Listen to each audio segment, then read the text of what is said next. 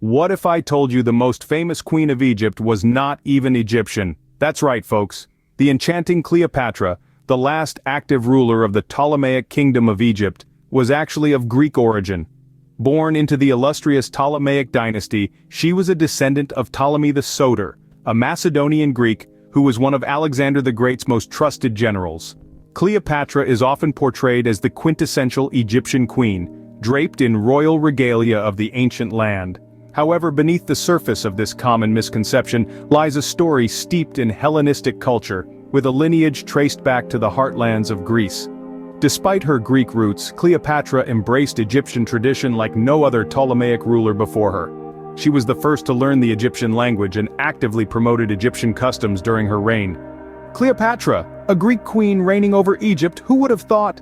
Yes, indeed, this is the Enigma of Cleopatra, a Greek queen ruling an Egyptian kingdom shaping the course of history. Born to rule, Cleopatra was not one to wait her turn.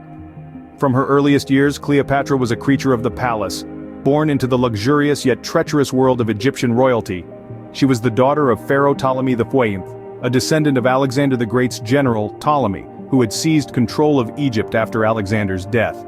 This Ptolemaic dynasty was renowned for its intelligence and cunning, and young Cleopatra was no exception.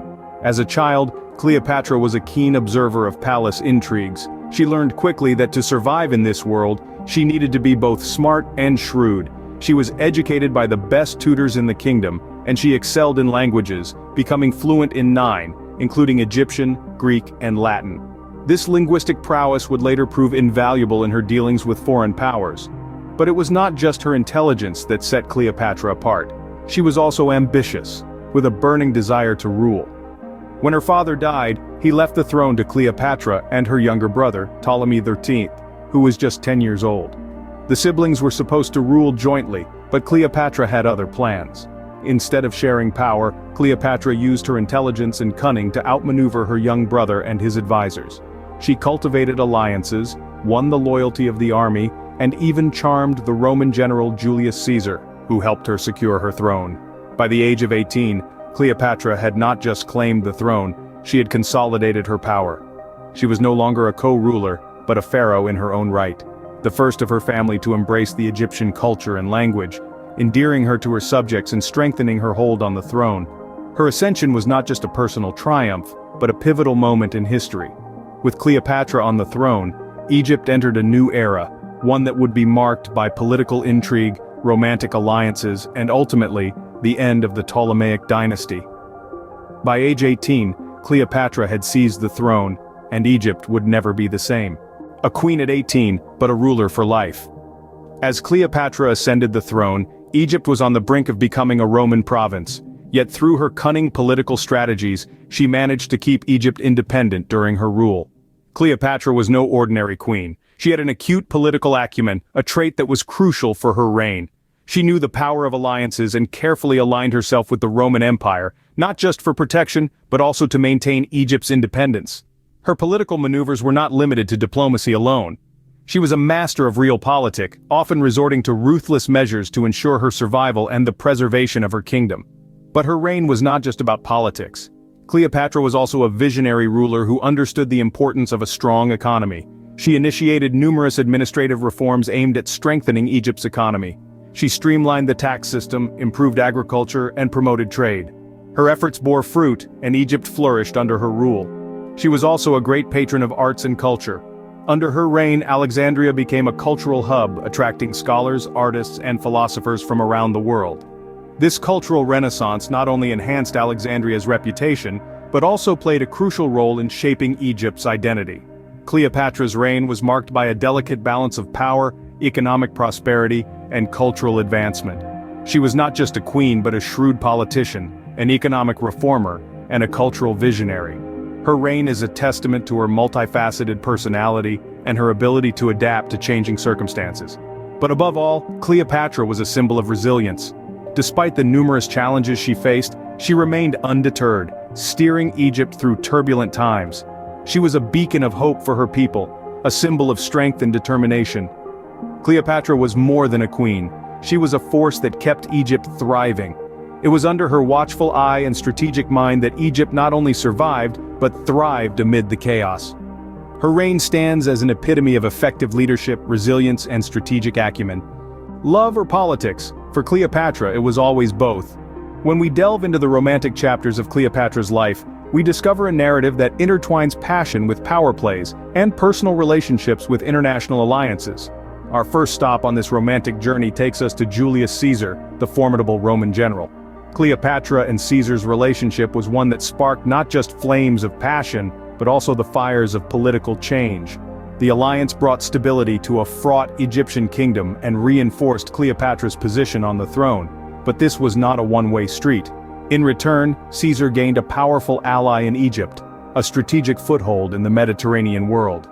Theirs was a relationship that managed to blend the personal and the political in a powerful and productive way. The story, however, doesn't end here. Enter Mark Antony, another impressive Roman figure. After Caesar's assassination, Cleopatra found a new ally, and yes, another lover in Antony. This was not just a rebound, folks. This alliance was a calculated move, a strategic decision. Antony was a key player in Rome's political landscape, and aligning with him helped Cleopatra retain her power and keep Egypt independent from Rome's control. Meanwhile, Antony found in Cleopatra a partner who could provide him with the military and financial support he needed in his own political battles back in Rome.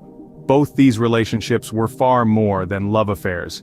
They were strategic alliances that positioned Egypt on the global stage and directly influenced the course of history. These were alliances that demonstrated Cleopatra's political acumen and her ability to use personal relationships to her advantage.